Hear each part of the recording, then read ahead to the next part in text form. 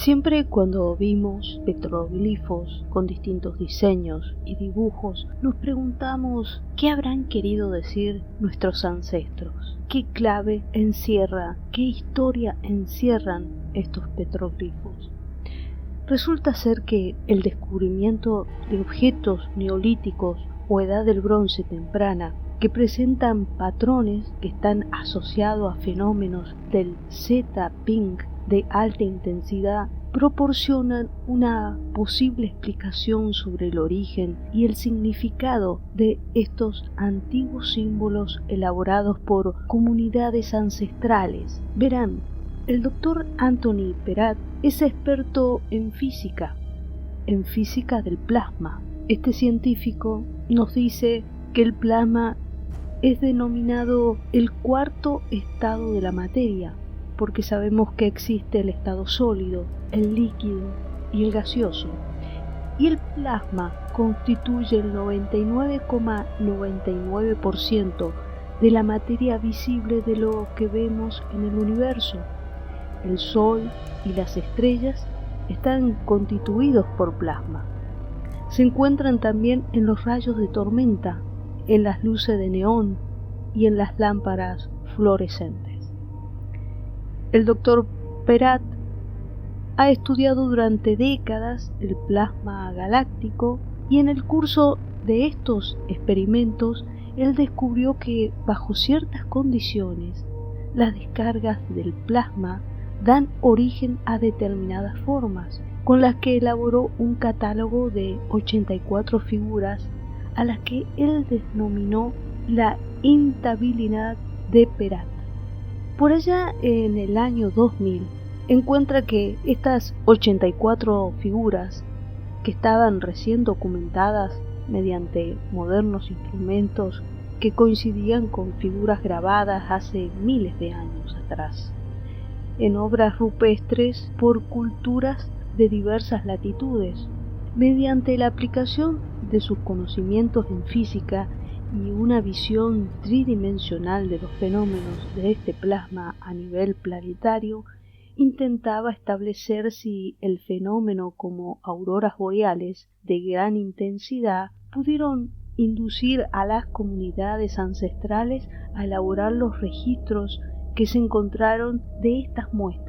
Hay miles y miles de petroglifos que hasta la fecha el doctor Peratt ha determinado que hay 3 épocas probables de ocurrencia, pero los quiero poner a ustedes en contexto. Cada 11 años aproximadamente el Sol experimenta un ciclo eruptivo que genera tormentas solares. Son enormes llamaradas y vastas explosiones que lanzan fotones de alta energía y materia altamente cargada hacia la Tierra, lo que sacude la ionosfera del planeta y el campo geomagnético. Uno de estos ciclos comienza a principios del 2008, luego se ve que se repite en el 2011 y a mediados del 2012.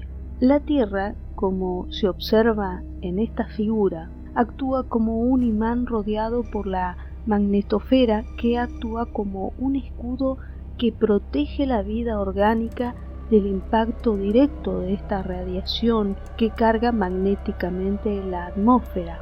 El impacto del viento solar genera auroras boreales. Actualmente las podemos ver en latitudes próximas a los polos.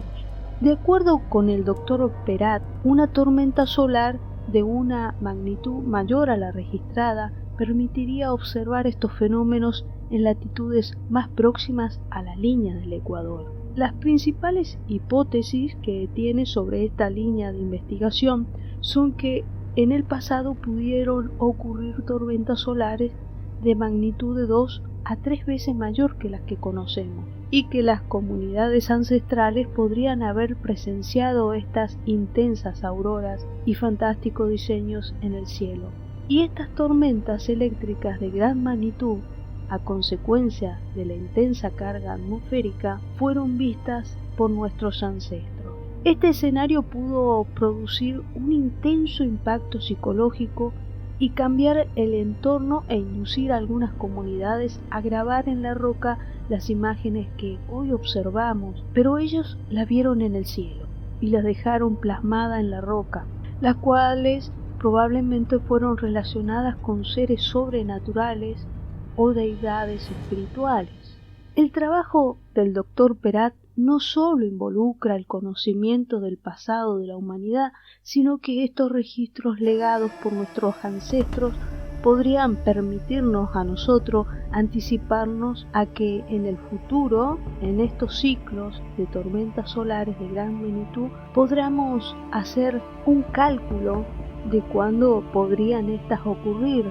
El 9 de julio de 1962, en Estados Unidos detonó un artefacto termonuclear de 1.4 megatón en la atmósfera a unos 400 metros sobre la isla Johnson.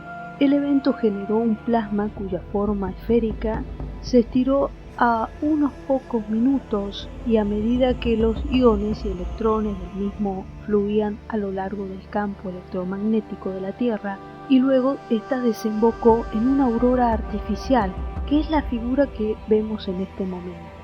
Y esta fotografía se pudo tomar desde el avión KC-135.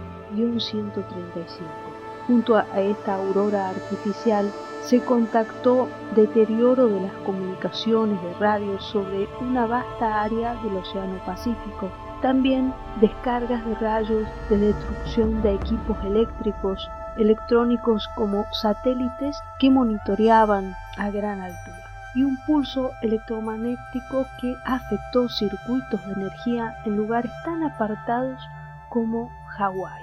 El evento fue observado desde todo el mundo, a medida que el plasma formaba al menos 2 tubos ecuatoriales intensos, es decir, cinturones de Van Allen, por supuesto que artificiales, alrededor de la Tierra.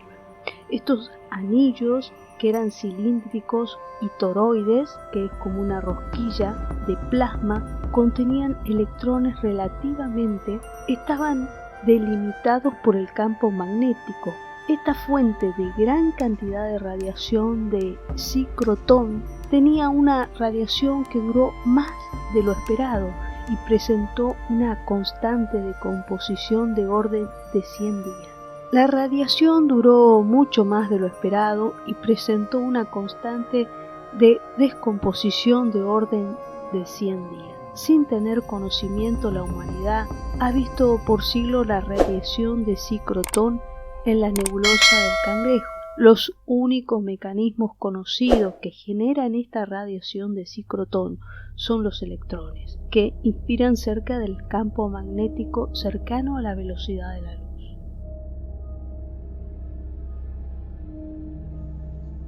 Entonces, ¿qué debemos pensar de todo esto?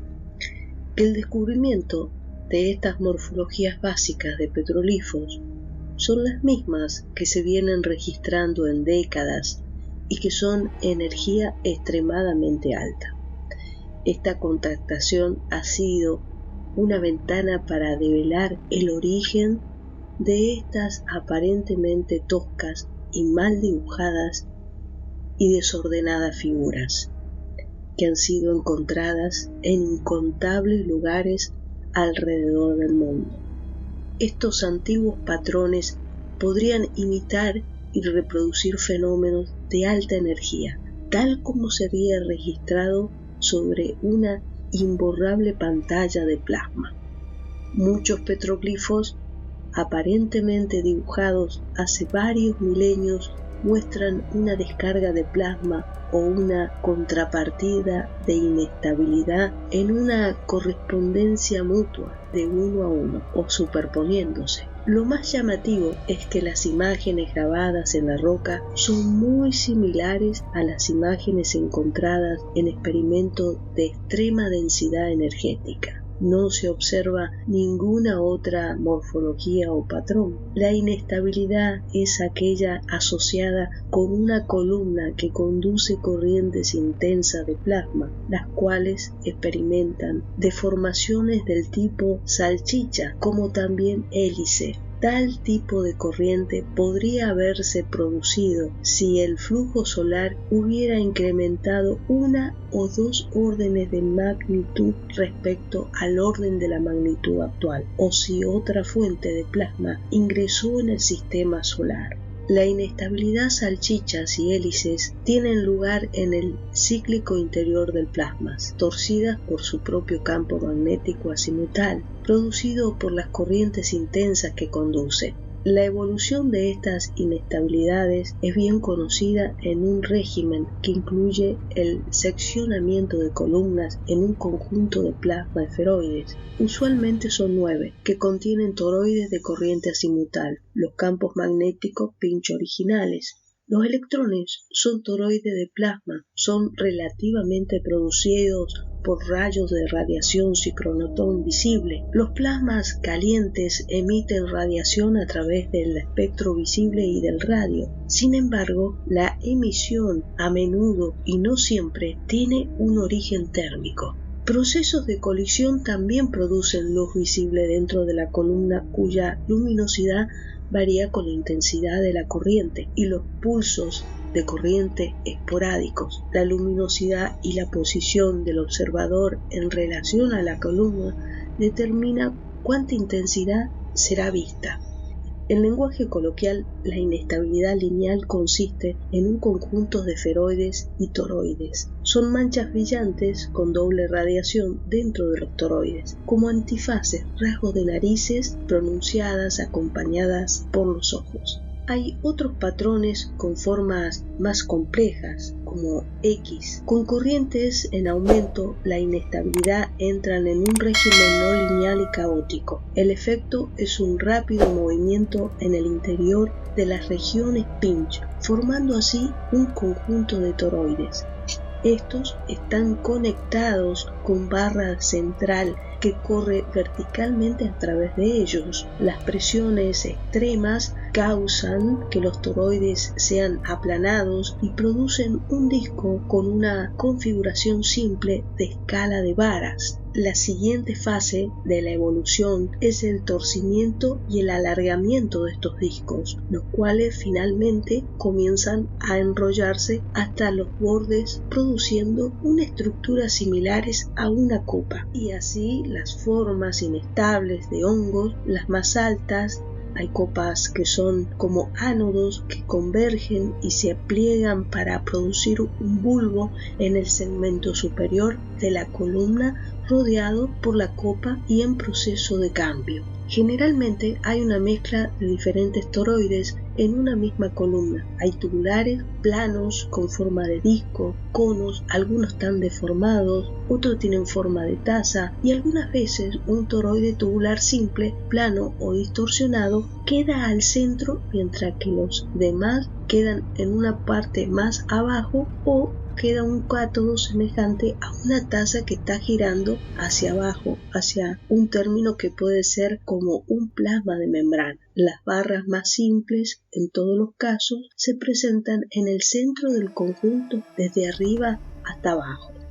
La metodología usada en el análisis del petroglifo y sus comparaciones con plasmas de densidad de energía extremadamente alta se fundamentó en la creación de una base de datos de decenas de miles de petroglifos de las más diversas latitudes. La metodología usada en el análisis del petroglifo y su comparación con plasmas de densidad de energía extremadamente alta se fundamentó en la creación de una base de datos de decenas de miles de petroglifos de las más diversas latitudes. En lo posible, se incluyó información acerca de la naturaleza, de las propiedades físicas como tipo de roca usada, dirección del movimiento, campo de vista más probable, la longitud, la latitud, la altitud y otros petroglifos asociados. Este análisis está en desarrollo, pero los resultados iniciales sugieren 3 épocas en las cuales una gran cantidad de petroglifos fueron registrados en todo el mundo. El número de milenios o siglos involucrados siguen siendo desconocidos. El descubrimiento de petroglifos horizontales enterrados en Nuevo México y Australia, sobre los cuales se halló carbón de hoguera, sugieren que los periodos de antigüedad rondan los 10.000 años antes de Cristo. Esto alcanza con los datos recientes de métodos de extracción de plasma por Rowan y Stellman para las pictografías que tienen el mismo patrón que tienen los petroglifos que he mostrado en este video. Y hay dos importantes clases de petroglifos: espirales y herraduras. No son discutidos en esta investigación, pero el mapa de las corrientes de Birkeland descrito en una de las figuras y la información cuantitativa proporcionada sobre estos parámetros eléctricos, esto incluye las interacciones magnetosferas y vientos solares que actualmente son estudiados con Tristan y serán presentados seguramente en otros artículos en el cual estaremos atentos para poder leer los resultados que hicieron al respecto estos científicos. Espero que les haya gustado y parecido interesante el video. Los invito a comentar y a darme un like que ayuda mucho al canal. Saludos cordiales a todos.